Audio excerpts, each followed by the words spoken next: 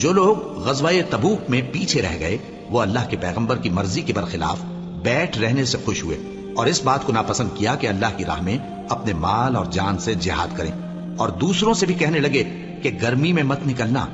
ان سے کہہ دو کہ دوزخ کی آگ اس سے کہیں زیادہ گرم ہے، کاش یہ اس بات کو سمجھتے۔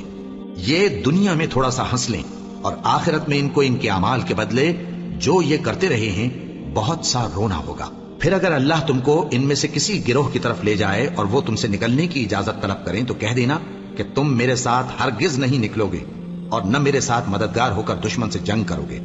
تم پہلی دفعہ بیٹھ رہنے سے خوش ہوئے تو اب بھی پیچھے رہنے والوں کے ساتھ بیٹھے رہو، اور اے پیغمبر ان میں سے کوئی مر جائے تو کبھی اس کے جنازے پر نماز نہ پڑھنا اور نہ اس کی قبر پر جا کر کھڑے ہونا۔ یہ اللہ اور اس کے رسول کے ساتھ کفر کرتے رہے اور مرے بھی تو نافرمان ہی مرے۔ اور ان کے مال اور اولاد سے تعجب نہ کرنا، ان چیزوں سے اللہ یہ چاہتا ہے کہ ان کو دنیا میں عذاب کرے، اور جب ان کی جان نکلے تو اس وقت بھی یہ کافر ہی ہوں۔ اور جب کوئی صورت نازل ہوتی ہے کہ اللہ پر ایمان لاؤ اور اس کے رسول کے ساتھ ہو کر جہاد کرو تو جو ان میں دولت مند ہیں وہ تم سے اجازت طلب کرتی ہیں اور کہتی ہیں کہ ہمیں تو رہنے ہی دیجئے کہ ہم بیٹھ رہنے والوں کے ساتھ ہو جائیں۔ یہ اس بات سے خوش ہیں کہ عورتوں کے ساتھ جو پیچھے رہ جاتی ہیں گھروں میں بیٹھ رہیں۔ ان کے دلوں پر مہر لگا دی گئی ہے سو یہ سمجھتے ہی نہیں۔ لیکن پیغمبر اور جو لوگ ان کے ساتھ ایمان لائے سب اپنے مال اور جان سے لڑے، انہی لوگوں کے لیے بھلائیاں ہیں اور یہی مراد پانے والے ہیں۔ اللہ نے ان کے لیے باغات تیار کر رکھے ہیں جن کے نیچے نہریں بہ رہی ہیں، ہمیشہ ان میں رہیں گے، یہی بڑی کامیابی ہے۔ اور صحرا نشینوں میں سے بھی کچھ لوگ عذر کرتے ہوئے تمہارے پاس آئے کہ ان کو بھی اجازت دی جائے، اور جنہوں نے اللہ اور اس کے رسول سے جھوٹ بولا وہ گھر میں بیٹھ رہے۔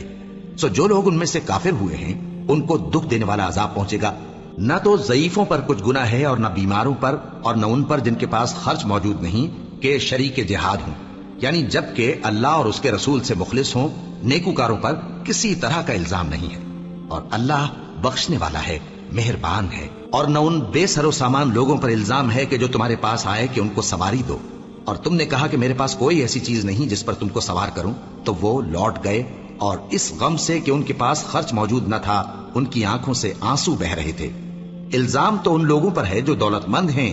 اور پھر تم سے اجازت طلب کرتے ہیں، یعنی اس بات سے خوش ہیں کہ عورتوں کے ساتھ جو پیچھے رہ جاتی ہیں گھروں میں بیٹھ رہے ہیں۔ اللہ نے ان کے دلوں پر مہر کر دی ہے بس وہ سمجھتے ہی نہیں۔ جب تم ان کے پاس واپس جاؤ گے تو تم سے عذر کریں گے، تم کہنا کہ عذر مت کرو، ہم ہرگز تمہاری بات نہیں مانیں گے۔ اللہ نے ہم کو تمہارے سب حالات بتا دیے ہیں، اور ابھی اللہ اور اس کا رسول تمہارے عمل کو دیکھیں گے، پھر تم غائب و حاضر کے جاننے والے کی طرف لوٹائے جاؤ گے، تو جو عمل تم کرتے رہے ہو وہ سب تمہیں بتائے گا۔ جب تم ان کے پاس لوٹ کر جاؤ گے تو تمہارے روبرو اللہ کی قسمیں کھائیں گے تاکہ تم ان سے درگزر کرو، سو ان کی طرف توجہ نہ دینا، یہ ناپاک ہیں اور جو کام یہ کرتے رہے ہیں ان کے بدلے ان کا ٹھکانہ دوزخ ہے۔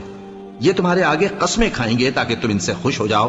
لیکن اگر تم ان سے خوش ہو بھی جاؤ گے تو بھی اللہ نافرمان لوگوں سے خوش نہیں ہوتا۔ دیہاتی لوگ پکے کافر اور پکے منافق ہیں، اور ایسے ہیں کہ جو احکام شریعت اللہ نے اپنے رسول پر نازل فرمائے ہیں ان سے واقف ہی نہ ہو پائیں،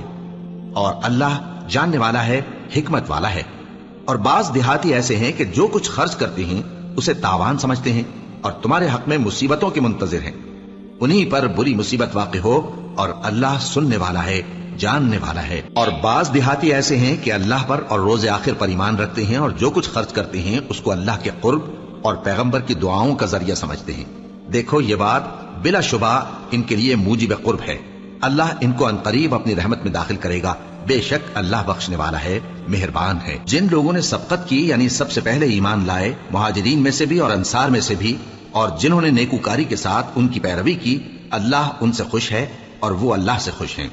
اور اس نے ان کے لیے باغات تیار کیے ہیں جن کے نیچے نہریں بہ رہی ہیں، وہ ہمیشہ ان میں رہیں گے، یہی بڑی کامیابی ہے۔ اور تمہارے گرد و نواح کے بعض دیہاتی بھی منافق ہیں اور بعض مدینے والے بھی نفاق پر اڑے ہوئے ہیں، تم انہیں نہیں جانتے، ہم جانتے ہیں۔ ہم ان کو دوہرا عذاب دیں گے، پھر وہ بڑے عذاب کی طرف لوٹائے جائیں گے۔ اور کچھ دوسرے لوگ ہیں کہ اپنے گناہوں کا صاف اقرار کرتے ہیں، انہوں نے اچھے اور برے اعمال کو ملا جلا دیا تھا، قریب ہے کہ اللہ ان پر مہربانی سے توجہ فرمائے، بے شک اللہ بخشنے والا ہے، مہربان ہے۔ ان کے مال میں سے زکوٰۃ قبول کر لو کہ اس سے تم ان کو ظاہر میں بھی پاک اور باطن میں بھی پاکیزہ کرتے ہو، اور ان کے حق میں دعائے خیر کرو کہ تمہاری دعا ان کے لیے موجب تسکین ہے، اور اللہ سننے والا ہے، جاننے والا ہے۔ کیا یہ لوگ نہیں جانتے کہ اللہ ہی اپنے بندوں سے توبہ قبول فرماتا اور صدقات و خیرات لیتا ہے، اور یہ کہ اللہ ہی توبہ قبول کرنے والا ہے، مہربان ہے۔